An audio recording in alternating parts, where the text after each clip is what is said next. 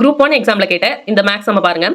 LCM of 2x² - 3xy the whole square, 4x - 6y the whole cube and 8x³ - 27y cube என்னன்னு கேட்டிருக்காங்க. So இந்த சம்மை எப்படி solve பண்ணோம் அப்படின்னா, ஸோ இந்த 3 டேர்ம்லையும் காமனாக இருக்க விஷயத்தை ஃபஸ்ட்டு வெளில எடுத்து எழுதிடலாம்.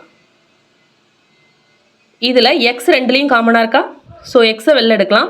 வெளில எடுக்கிறப்ப இங்கே ஒரு ஸ்கொயர் இருக்குது, அதையும் சேர்த்து எடுக்கணும். அப்போ இதுலேருந்து எடுத்து எழுதணும்னா x² 2x - 3y the whole squareன்னு இருக்கும். நெக்ஸ்ட் இந்த டேர்மில் பாருங்கள், ரெண்டையும் 2 காமனாக வெளில எடுக்கலாம். ஸோ 2 வெளில எடுத்தோம்னா 2 கியூப் இருக்குது, ஸோ கியூபையும் வெளில எடுக்கணும்.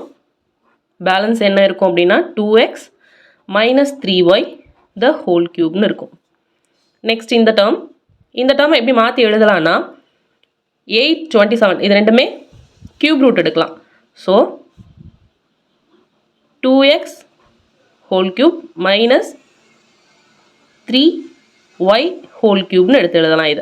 இது என்ன ஃபார்மேட்டில் இருக்குது? a³ - b³ ஃபார்மேட்டில் இருக்குது.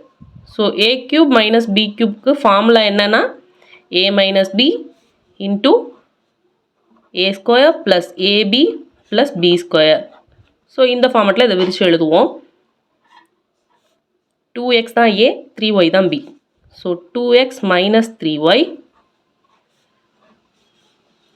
4x² + 6xy + 9y². எல்சிஎம் தான் கேட்டிருக்காங்க.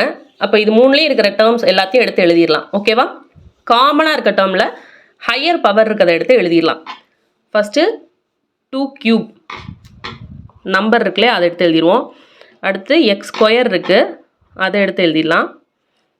நெக்ஸ்ட்டு 2x - 3yல பவர் எதில் அதிகமாக இருக்குது அப்படின்னு பார்த்தீங்கன்னா, இதில் பவர் 1 இருக்குது, இதில் 2 இருக்குது, இதில் 3 இருக்குது. ஸோ 3 தான் எடுத்து எழுதணும். 2x - 3y whole cube into இங்கே ஒரு டேர்ம் இருக்கு இல்லையா, இது எடுத்து எழுதிடலாம். 4x² + 6xy + 9y². So answer வந்து இந்த கொஷினுக்கு ஆப்ஷன் பி.